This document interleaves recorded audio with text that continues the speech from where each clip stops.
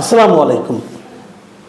প্রিয় দর্শক, অন্তর্বর্তীকালীন সরকার দায়িত্ব নেওয়ার ৩ মাসের মাথায় এসে প্রথমবারের মতো দেশে একটা রাজনৈতিক অস্থিরতার মুখে পড়েছে।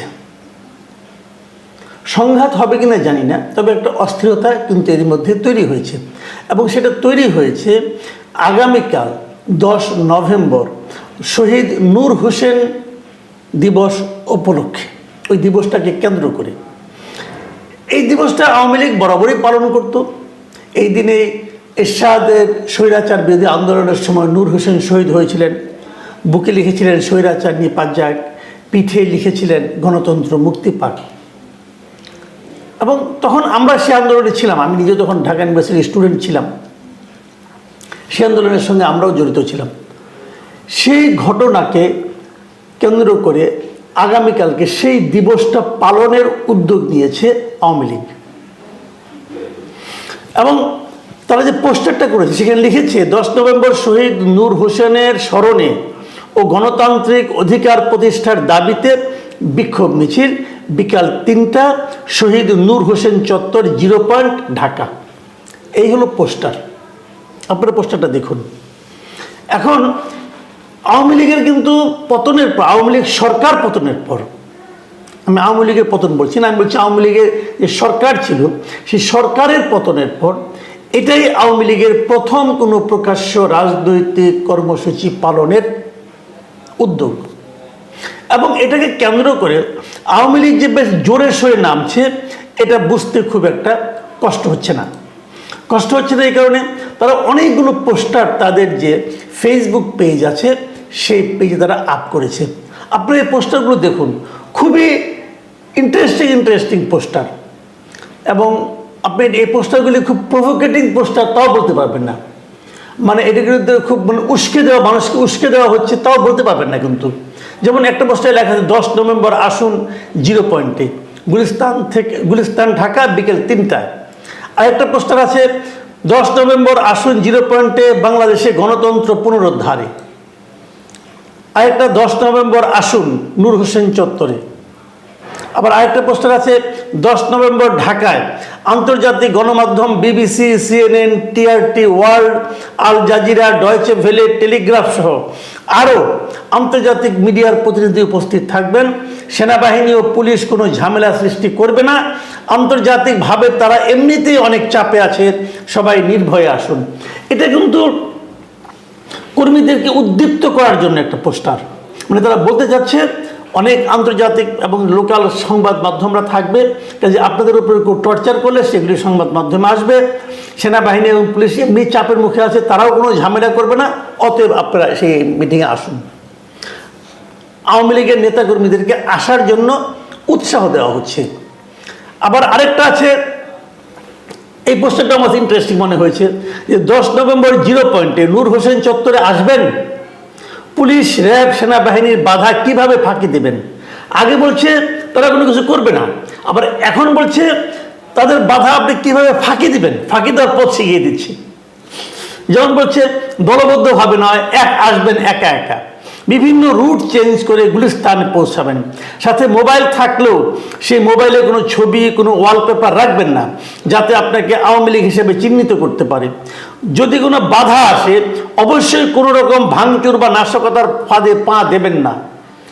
আওয়ামী লীগ সরকারি সম্পদ, দেশের মানুষের সম্পদ ধ্বংসের রাজনীতি করে না। সাধারণ মানুষকে সাথে নেওয়ার জন্য প্রচারণা চালাবেন।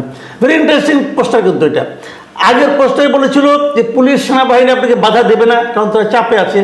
এখন বলতেছে যেটা, এটা পরে মনে হচ্ছে যে পুলিশ এবং সেনাবাহিনী বাধা দিতে পারে। যদি দেয় কি করবেন? এই যে পদ্ধতিগুলো, এই ঘটনাগুলো কিন্তু আমরা দেখেছি যে তারা যখন ক্ষমতায় ছিল তখন বিএনপির বিভিন্ন সভায় বিএনপির নেতাকর্মীদের আগমন ঠেকানোর জন্য তারা যে অপকর্মগুলি করত ওরা ধরে নিয়েছে, সেই অপকর্ম এবারও হতে পারে।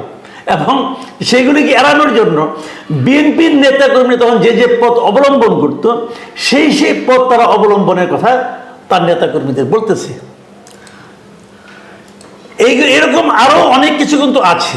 তো আমার কথা হলো কি, এই যে জিনিসগুলো আছে এগুলোর বিপরীতে সরকার কি পদ্ধতি নিচ্ছে। আমরা সরকারের কয়েকটা পদ্ধতির কথা আপনাদেরকে স্মরণ করিয়ে দিই। স্মরণ করে দিই এই কারণে যে সরকারের একজন উপদেষ্টা উনি খুব দৃঢ় ভাষায় যে কথাটা বলেছেন, মিস্টার আসিফ মাহমুদ, উনি বলেছেন, উনার একটা ফেসবুকে স্ট্যাটাস দিয়েছেন এবং সেখানে উনি বলেছেন যে গণহত্যাকারী বা নিষিদ্ধ সংগঠনের কর্মসূচির বিরুদ্ধে কঠোর হুঁশিয়ারি আসিফ মাহমুদের। এই শিরোনামটা প্রথম আলোতে আমি দেখলাম এবং সেই স্ট্যাটাসে আসিফ মাহমুদ লিখেছেন যে গণহত্যাকারী ও নিষিদ্ধ সংগঠনের কেউ কর্মসূচি করার চেষ্টা করলে কঠোর ব্যবস্থা নেবে আইন শৃঙ্খলা রক্ষাকারী বাহিনী। মনে রাখবেন, আসিফ মাহমুদ সজীব ভুঁইয়া উনি কিন্তু স্বরাষ্ট্র মন্ত্রণালয়ের উপদেষ্টা নন, উনি শ্রম বিষয়ক উপদেষ্টা, উনি যুব ক্রীড়া বিষয়ক উপদেষ্টা। বাট উনি ওনার স্ট্যাটাস লিখছেন যে কাজটা নাকি স্বরাষ্ট্র মন্ত্রণালয়ের করার কথা, স্বরাষ্ট্র উপদেষ্টার করার কথা, সেই কাজটা উনি করছেন। স্বরাষ্ট্র উপদেষ্টা কিচ্ছু বলেন এই সংক্রান্ত। ওনার বক্তব্য হলো গণহত্যাকারী ও নিষিদ্ধ সংগঠনের কেউ কর্মসূচি করার চেষ্টা করলে কঠোর ব্যবস্থা নেবে। কে নেবে? আইন শৃঙ্খলা বাহিনী নেবে। গুড। নিষিদ্ধ সংগঠন মানে কি? মানে হলো ছাত্রলীগ। তাহলে ছাত্রলীগের কেউ যদি আসে অবশ্যই সংগঠনের ব্যাপারে এটা আইন শৃঙ্খলা বাহিনী ব্যবস্থা নিতেই পারে। আর একটা বলছে গণহত্যাকারী সংগঠন। এখন গণহত্যাকারী সংগঠন কোনটা বাংলাদেশে? এটা কি নির্ধারিত হয়েছে? কেউ কি বলেছে যে কোন সংগঠনটা গণহত্যাকারী? আদালত বলেছে? অথবা কোনো আইনের মাধ্যমে বলা হয়েছে যে কোন সংগঠনটা গণহত্যাকারী? আমরা গণহত্যাকারী বলি আওয়ামী লীগ সরকারকে। আমি বলি আমার বিবেচনায় বাংলাদেশে এই মুহূর্তে গণহত্যাকারী এই ভূখণ্ডে গণহত্যা হয়েছিল দুবার। একবার হয়েছিল ৭১ সালে, সেটা করেছিল পাক বাহিনী এবং তাদের দোসর ছিল ওই সময় জামাত ইসলাম। মাথায় রাখতে হবে, জামাত ইসলাম গণহত্যার দোসর। এটা আমাদের আদালত কর্তৃক স্বীকৃত এবং এটা আমিও মনে করি, আমাদের সবাই মনে করে জামাত ইসলাম গণহত্যার দোসর ছিল। তো আমি যদি গণহত্যাকারী সংগঠন ধরি তাহলে জামাত ইসলামের নামও কিন্তু আসবে, এটা মাথায় রাখতে হবে। আরেকটা গণহত্যা যদি আমরা বলি সেটা হলো এইবার গণ অভ্যুত্থানের সময় আমাদের পুলিশ, আমাদের র্যাব এবং এরা আমাদের গণহত্যার আন্দোলনকারী যে ছাত্র, যুবক, মানুষ, সাধারণ মানুষ, এদের বিরুদ্ধে প্রকাশ্যে গুলি চালিয়েছিল এবং এটা ভয়ঙ্কর রকম, আমি মনে করি এটা অপরাধ। এটাকে যদি আপনি গণহত্যা বলেন, অবশ্যই গণহত্যা বলা যেতে পারে আমি মনে করি, কারণ এতে প্রায় অনেক লোক মারা গেছে, ২০০০-এর মতো লোক মারা গেছে। তো এটাকে আমি যদি গণহত্যা ধরি তাহলে এই গণহত্যার জন্য দায় যাবে ওই সময় যারা সরকার ছিল তারা এবং সরকারে যারা অনুগত ছিল তারা, সরকারের যে বাহিনী ছিল তারা। তাহলে সরকার সংগঠনের সঙ্গে আমি কোনো সম্পর্ক দেখি না। যদিও কেউ কেউ বলার চেষ্টা করে যে আওয়ামী লীগ হলো সেই সংগঠন, হতে পারে আওয়ামী লীগের কেন্দ্রীয় নেতৃত্ব হতে পারে, কিন্তু আমি আওয়ামী লীগকে দলীয়ভাবে গণহত্যার পক্ষে কোনো পদক্ষেপ নিতে দেখিনি, কোনো পত্রপত্রিকা পড়িও নি। যদিও ৭১-এ কিন্তু জামাত ইসলাম দলীয়ভাবে সিদ্ধান্ত নিয়ে গণহত্যার সহযোগিতা করেছিল। দুটো জিনিসই মাথায় রাখতে হবে ভাই। আপনি একজনকে বলবেন একজনকে ভুলে যাবেন, তা হবে না, তা হবে না। এই দুটো নিয়েই মাথায় ঘামাতে হবে। কাজেই সেভাবে আসিফ মাহমুদ কি বলতে চেয়েছেন আমি জানি না। তবে প্রধান উপদেষ্টার প্রেস সচিব শফিকুল আলম, ওনার বক্তব্যটা বরং আমার কাছে স্পষ্ট মনে হয়েছে। উনিও ফেসবুকে একটা স্ট্যাটাস দিয়েছেন। উনি স্ট্যাটাসটা দিয়েছেন ইংরেজিতে, আপনি দেখুন স্ট্যাটাসটা। আমি তার বাংলা অনুবাদ যদি আমরা করি তাহলে ব্যাপারটা কি, উনি কি বলতে চেয়েছেন।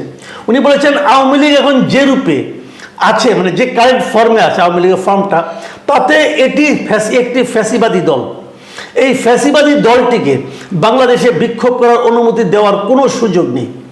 গণহত্যাকারী এবং স্বৈরাচারী শেখ হাসিনার নির্দেশে কেউ সমাবেশ, জমায়েত এবং মিছিল করার চেষ্টা করলে তাকে আইন প্রয়োগকারী সংস্থাগুলো কঠোর অবস্থানে মুখোমুখি হতে হবে। অন্তর্বর্তী সরকার কোনো সহিংসতা কিংবা দেশে আইন শৃঙ্খলা পরিস্থিতি লঙ্ঘনের কোনো চেষ্টা মেনে নেবে না।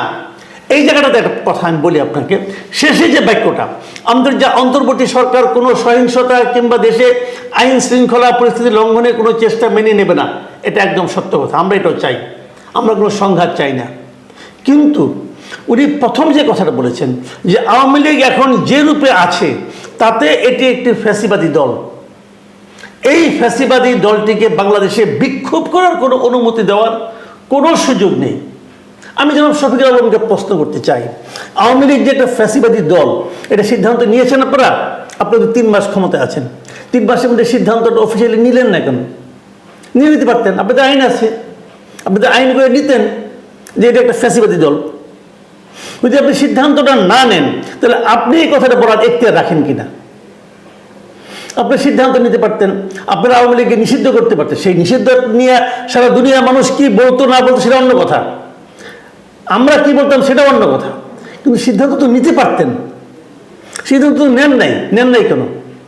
বিতর্কের ভয় নেন নাই। আন্তর্জাতিক পর্যায়ে সেটা খাওয়াতে পারবেন না তাই নেন নাই। যে জিনিস আন্তর্জাতিক পর্যায়ে খাওয়াতে পারবেন না সেটা আমাদেরকে খাওয়াচ্ছেন কেন? এখানে আমার প্রশ্ন। যেটা আন্তর্জাতিক পর্যায়ে খাওয়াতে পারবেন না সেটা আমাদেরকে কেন খাওয়ানোর চেষ্টা করছেন আপনারা? ভাই, বিষয়গুলো আবেগ দিয়ে হবে না, আপনাকে লজিক দিয়ে কাজটা করতে হবে। কাজেই আমি জানি না আগামীতে কি হবে, আগামীকালকে কি হবে, দেশে কি আমি জানি না। তবে আমি এখনো আশা করব এই ব্যাপারে এই জুনিয়রদের দিয়ে কথা না বলিয়ে সরকারের স্বরাষ্ট্র মন্ত্রণালয়ের উপদেষ্টা, এমনকি সরকারের প্রধান উপদেষ্টা এটা নিয়ে কথা বলুন। আমরা ওনাদের কাছ থেকে মন্তব্য আশা করি। আমরা আসিফ মাহমুদ সজীব ভুইয়ার কাছ থেকে মন্তব্য আশা করি না, এমনকি আমরা শফিকুল আলমের কাছ থেকে মন্তব্য আশা করি না। আমরা নীতি নির্ধারণী যারা আছেন তাদের কাছ থেকে বক্তব্য আশা করি, কারণ তাদের বক্তব্যটা আরও গুরুত্বপূর্ণ। আমরা জানতে চাই দেশটাকে সামনের দিকে সংঘাতের দিকে যাচ্ছে, দেশটাকে সামনের দিকে বিভক্তির দিকে যাচ্ছে, জাতিকে বিভক্তির দিকে যাচ্ছে, নাকি জাতি ঐক্যবদ্ধ হচ্ছে। এবং আমি এখানে গুরুত্বভাবে সবচেয়ে খুবই কি বলবো উদ্বেগের সঙ্গে যে জিনিসটা লক্ষ্য করছি যে এ ব্যাপারে বড় রাজনৈতিক দল বিএনপি কিংবা জামাতে ইসলামের কোনো মন্তব্য আমি এখনো দেখিনি। আগামীকাল 3টা, আমি যখন রেকর্ড করছি তখন 9 তারিখ রাত্র 9টা, এর মধ্যে দেখিনি। আমি আশা করব আজ রাতের মধ্যে তারাও তাদের অবস্থানটা পরিষ্কার করবেন এই ঘটনার প্রেক্ষিতে।